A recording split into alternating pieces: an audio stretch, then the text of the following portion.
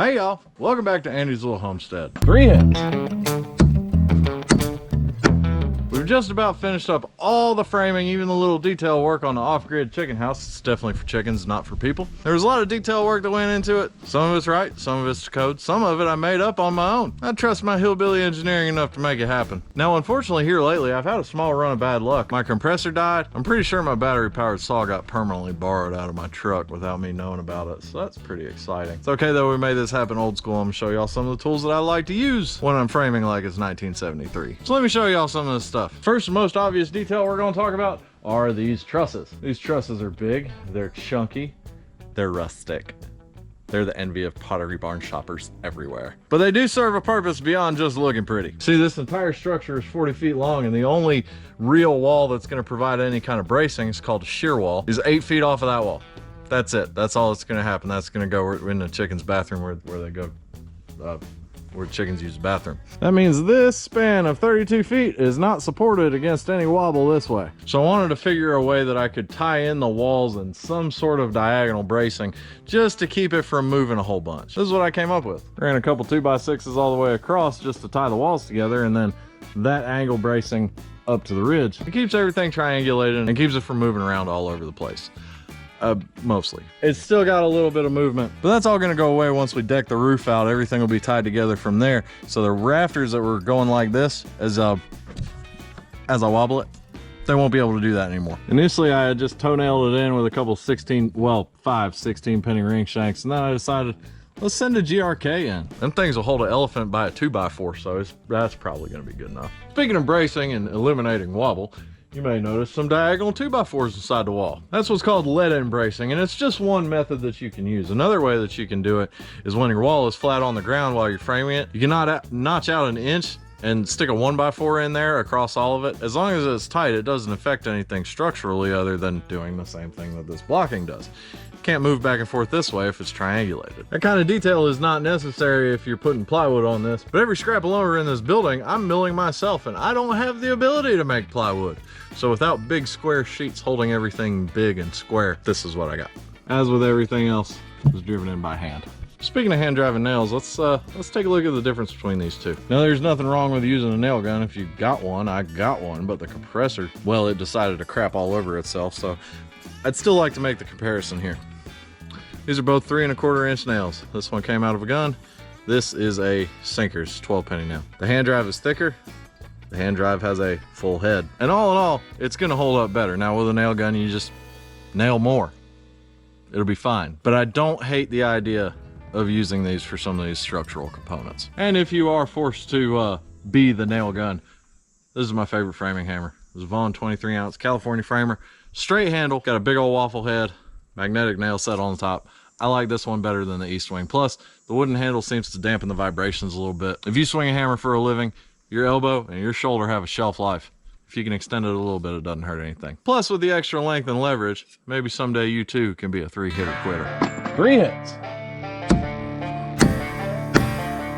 The other thing I like about this hammer, it's made in America. Home Depot used to carry them, but instead they're pushing the Milwaukee line, which is getting worse and worse in quality. So you can get some Vietnamese crap, or you can get the real deal. That's not sponsored. I bought this with my own money. It's just a hell of a hammer, and I highly recommend it. Speaking of areas where you need the nails to count, let's take a look at these 2 lofts that I got. One over here, one on the other side. So I did something really stupid on these. Y'all don't tell the building inspector, and we'll be just fine, but I got these at 4 foot on center, which is way more than it's supposed to be. That said, I'm 6'3", and I needed some height here. With the floor joist spread out that far, it's not gonna feel like a 6'7" ceiling. It's gonna feel like a 7'7" ceiling. So all I did for that, I brought in these big old true to size 2x10s. It's only across a 12-foot span, and this has more wood in it than a nominal 2x12. I didn't do the actual engineering on it, but I'm pretty sure that this loft up above here could hypothetically hold, I don't know, me and my wife sleeping if we happen to do something like that, you know, want to spend some time with the chickens.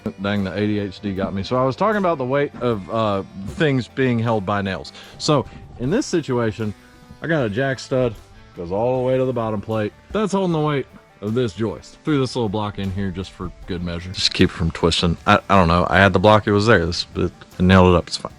It's fine. But on this section here, I was not so blessed as to have a spot that I could do that, because this is the how do I say this? This is the wall. I'm not gonna notch into this to put this joist in place. So all I did was I put 16 penny nails all the way down. They're ring shank, they're hand drive, they're not going anywhere. If you are gonna do something like that, it may not pass inspection, so keep it in mind. But the point is, you just gotta understand that the weight of whatever this joist is holding is going through the nails. It's based on the sheer strength of the nails. I mentioned these guys before, the Maze nails, the ones in the yellow box from Illinois. They make grip rights look like you've been throwing stuff up with a ball stitch stapler. I mean, it's night and day. Again, they didn't pay me to say that. I bought that crap with my own money so I can give y'all honest recommendations. Anyway, so other design elements here with this, we got them 4 feet across. That leaves the potential for a little bit of bounce on the floor, especially if me and my wife are trying our best to bounce the floor. So what we're gonna do is just go with like probably 5/4 or 6/4, just thick deck boards to hold the weight. I may try and find a cheap router so I can just tongue and groove them, and then they'll all work together and it will not go anywhere, I promise. There's a big difference in knowing what the book says will work and actually doing the work and knowing what will. Other details, window and door opening type stuff, I put a door right there. Pretty simple. Jack studs hold the header goes across the span.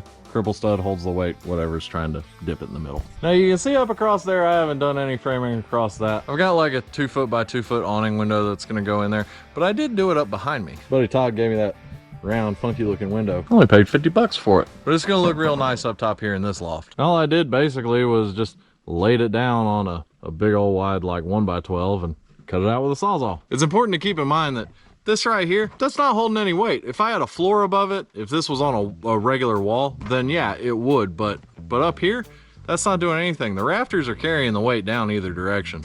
So all I really had to do with it is just block it in. Put a couple studs in, got that.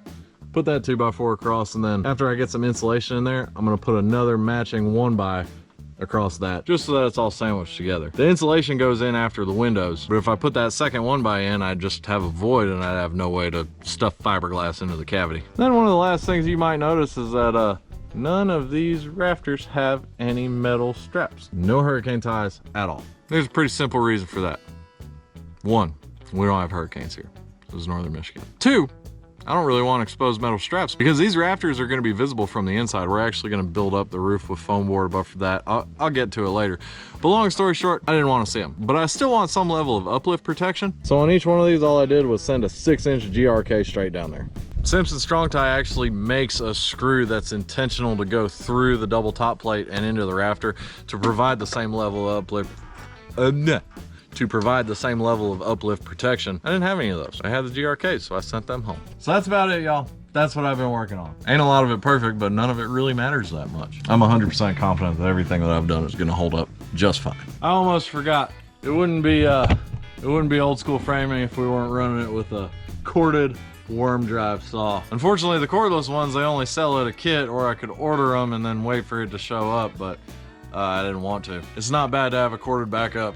So we went with the giant 13-pound Makita worm drive. I like worm drive saws compared to the Sidewinder, just the normal, the not so dang long looking ones that you see. I've run both of them, but well, I like having the blade on the side that I'm looking at.